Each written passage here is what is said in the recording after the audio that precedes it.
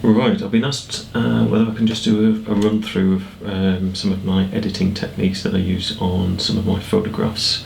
I've got Lightroom and Photoshop that I predominantly use for my editing. What I'll do is I'll run through one of my photographs. I'll take this one. It's basically of a fly.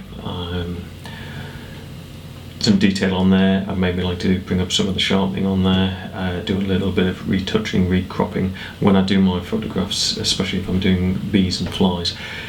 Trying to get a composition, I have to use my camera with my lighting rig, but without being on a tripod, so you're moving around quite a lot and trying to actually get this so that you can set it up on a tripod, get that perfect composition, and then wait for a fly. Doesn't always happen. What do I use? Obviously I've got my Dell monitor. This is a great monitor. It's a touchscreen monitor, not enough to be able to sort of draw on, although you could, but for this finite detail it's not fantastic. But for just navigating, moving around, using the monitor just to be able to touch and move is fantastic. I've got my Wacom tablet, wireless, which I use for all of my retouching, and it's almost taken away the need for the mouse, or in my case I've got two with the mice. I've got the pen, Wacom pen that I've set up. I've got various personalisation on it for the buttons that we can use. I import everything into Lightroom. I always shoot in RAW CR2 files on the Canon. I never shoot in JPEG because the detail that you can retrieve from a RAW file is far greater than you can from a JPEG. So if we just jump straight into it, what I'm going to do is I'm going to have a look at this particular image. I'll just hide the film strip at the bottom on the Lightroom. So we've now got the original shot. It tells you this file name, size, date, time on there. You've got the image, you've got the overall shot. In this instance, obviously I want to do the fly. There's a lot of detail that I can actually retrieve from this fly. I mean, at the moment it's pretty sharp, quite pleased with that shot, but there's an awful lot in the image that maybe I don't need. So what I will actually do is I'll actually go into develop this one and I'll crop it. So if I just go into the develop mode, and I'll hide the film strip again. Okay, so first thing I would do is I would make sure that I've got the chromatic aberration and edit profile ticked off for this, so that we've got the correct settings there. I'll then look at the overall shot in itself, maybe before I crop this. Is the exposure right? Is the highlight right? Shadows. I do tend to try and pull the highlights down a little bit. This is purely because of my flash setup. It can be quite harsh because I have it set up to try and catch flies usually in motion with the wings, so I've got to have quite a quick flash, and to do that, and I keep the flashes are quite bright. It does tend to bleach a lot out, so maybe if I take that down I can pull the exposure back without doing too much on the highlights. Shadows, I tend not to try not to do those. If you try and open up a shadow, say if we look at that, and then if we then really opened up the shadow, where you can see it on here, but the noise that you get is tremendous. So I try not to use anything on the shadow where possible. Whites and blacks, again, you can adjust these. Now what I tend to do is, if on a PC, I work PC not Mac, if I hit I think it's the Alt bar and then click on the white, and you can move the white up or down, you can actually see. I tend to move this till it just starts to come in the white up here. Again, if you have a look at that, you can just see it sort of coming in there. And if you do the blacks, it looks the opposite way, and you pull down and you can just start seeing where you can pull the blacks in. So if you go too far, if it goes too dark, if it goes too light. So I tend to just bring it down just so it's just starting to come in, to keep a little bit of the detail that we need. Okay, now we're going to look at the composition in this particular instance, because I've got quite a bit of detail in here. I'd like to really emphasise the fact that we've got the fly, so I'll do a bit of cropping on this one. I know a lot of people don't like to do crop. Me personally, I don't think it's a problem at all. So I'll bring the crop down.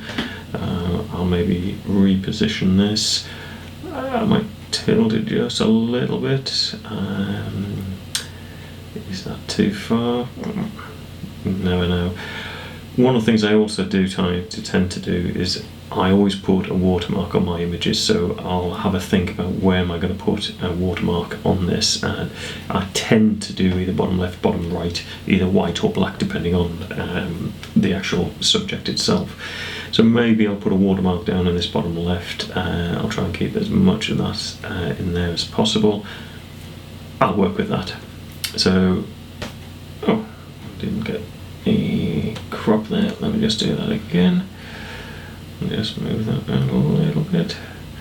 You'll have to bear with me, obviously I'm doing this quite quickly just for this tutorial. And you'll see that we've got some pieces at the top there which I will pull out. Double click, there we go. So that's going to be basically the basic composition, but there's a few things in here that, you know, we've got marks within the actual flower head, maybe a few little specks that I want to try and take out, and I want to bring out the sharpening. I don't use the sharpening in Lightroom. I like to use Photoshop and do a lot of the editing in Photoshop. If you've only got Lightroom, it's brilliant. It's got pretty much everything you need. This is just personal preference for me because I like to use Photoshop. So I now want to take this photo directly into Photoshop. Now there's a couple of ways we can do this. We can either go up to Photo, click on that, edit in Photoshop. I've got Photoshop Credit Cloud. Or you can just hit Control E and it'll take you into Photoshop. I'll just do it this way. Photoshop will open up. I already had it opened up, but it's blank, and it's now importing the image directly into Photoshop. So there you can see it's now the image in there.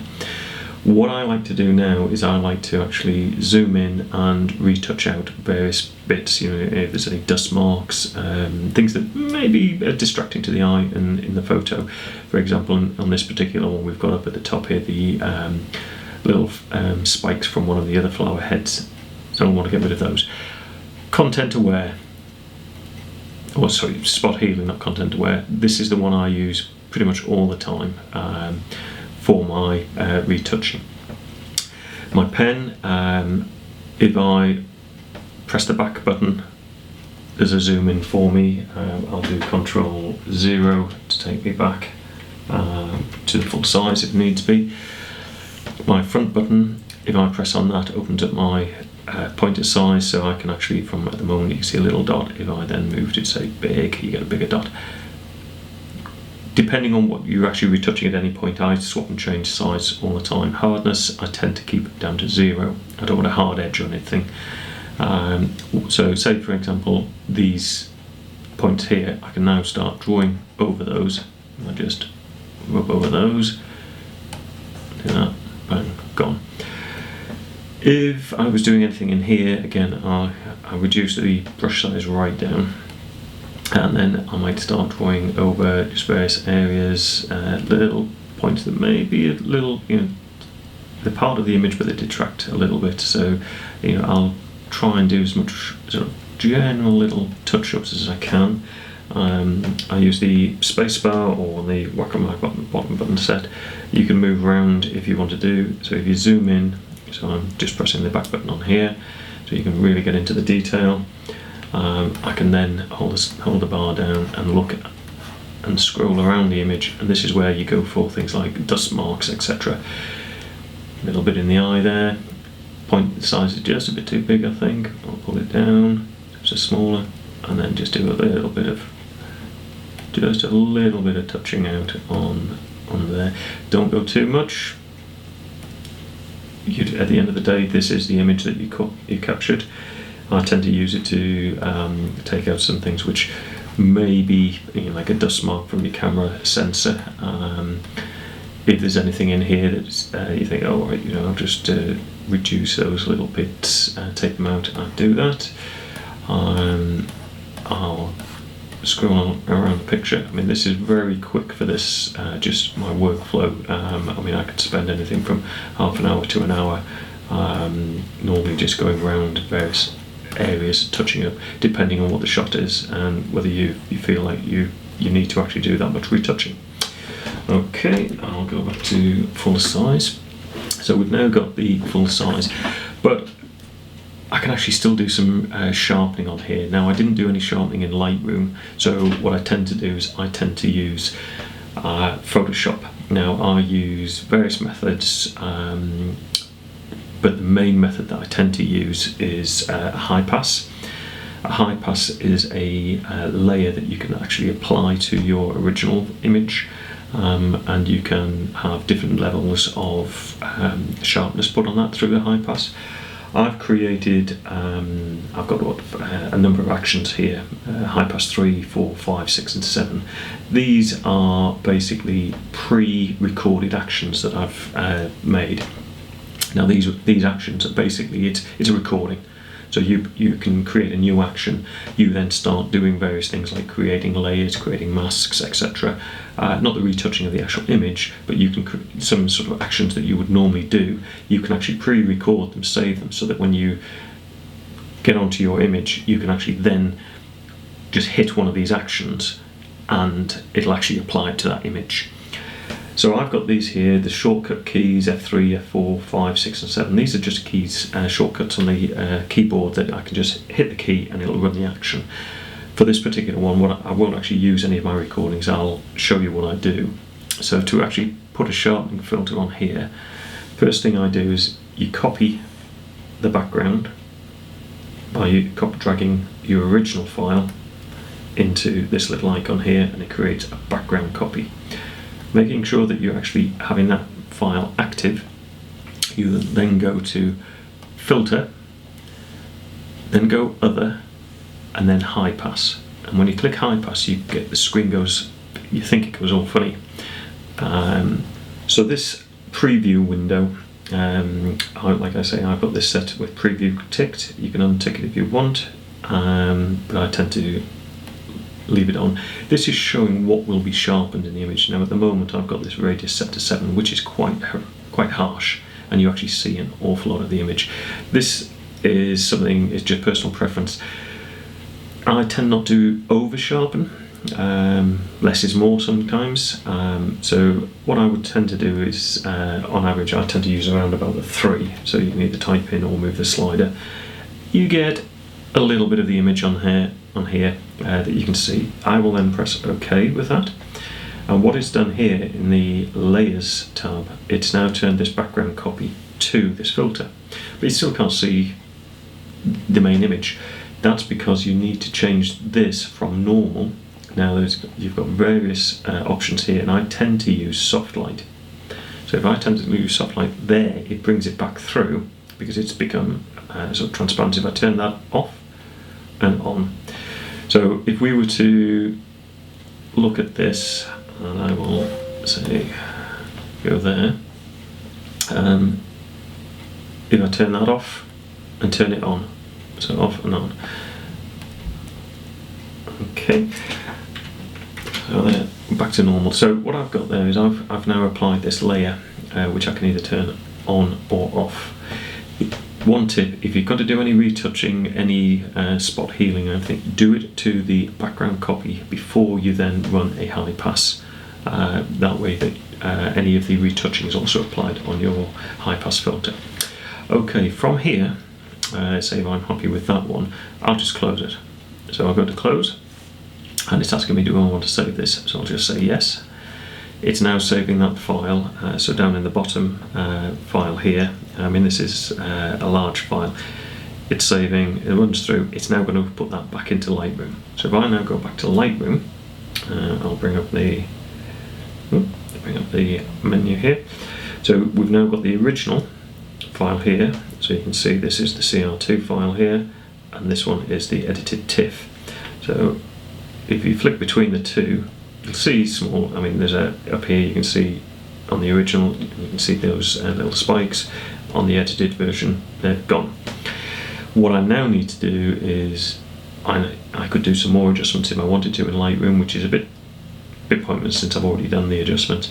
I now want to export this so that I can use this for, say, putting onto Google or Facebook, etc.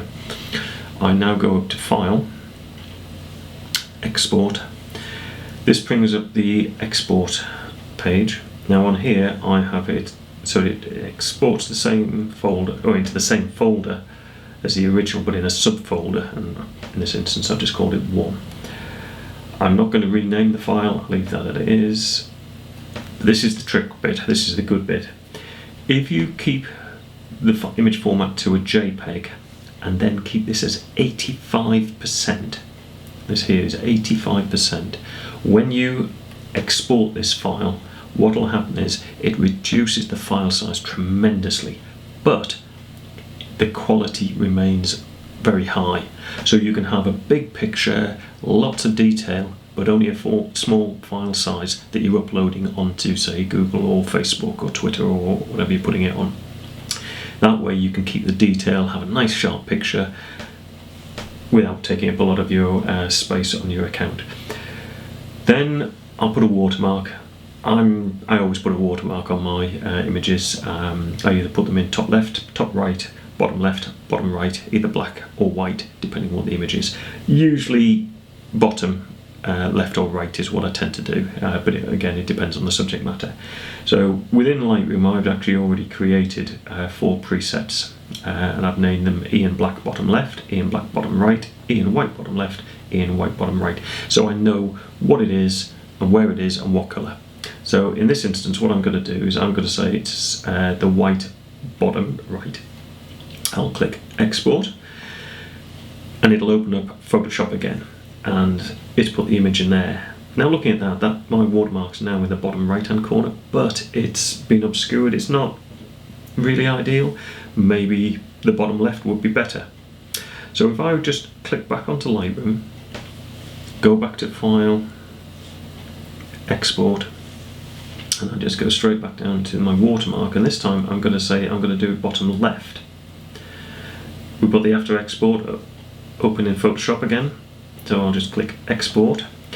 Now this is telling me that there's a file already with that file name in there, which is correct, because I'm just going to save that one. If I use unique name, it does add an extra name onto the end of the file name, but it means then you've got 2. So you'll have, say, one with the original watermark in the bottom right and then the new one in the bottom left. I only want to keep 1 file, I don't want to have 2 files. So I'll just click on the overwrite. So if I click on the overwrite, again, it opens up Photoshop. But in this case, when you look at it, it hasn't moved it over, but it's telling me that there is a file that I had, and since I last opened this, there's been a change. Do I want to update it? I'm just going to say update, and it's moved it over. So we've now got the file over in the bottom left. It's a bit too close to the fly for my liking on this one, so maybe I'll go back, File, Export again, but this time what I'll do is I'll do the white bottom right, I think, again. I'll maybe leave that one as it is. I'll overwrite that one, I'll update it.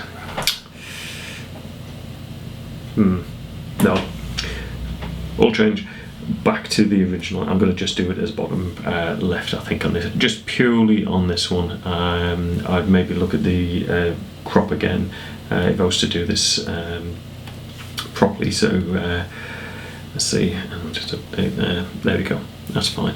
I will then close it. That's saved it. So if I go back to my Lightroom, you don't see it. It's because I haven't imported that, but that file now exists in the original folder that we had, and then you can locate that file and then populate it onto any of your sites, your Google, your Flickr, your Facebook, etc. Okay, that's a basic run through of how I edit a photograph, one of my photos in Lightroom and then into Photoshop with a little bit of editing. There's lots and lots of more complex ways of editing images and photos. I may do some extra little tips going forward on how I do those, like luminosity, masks, etc. But for the moment, that's that one. Hope you enjoy.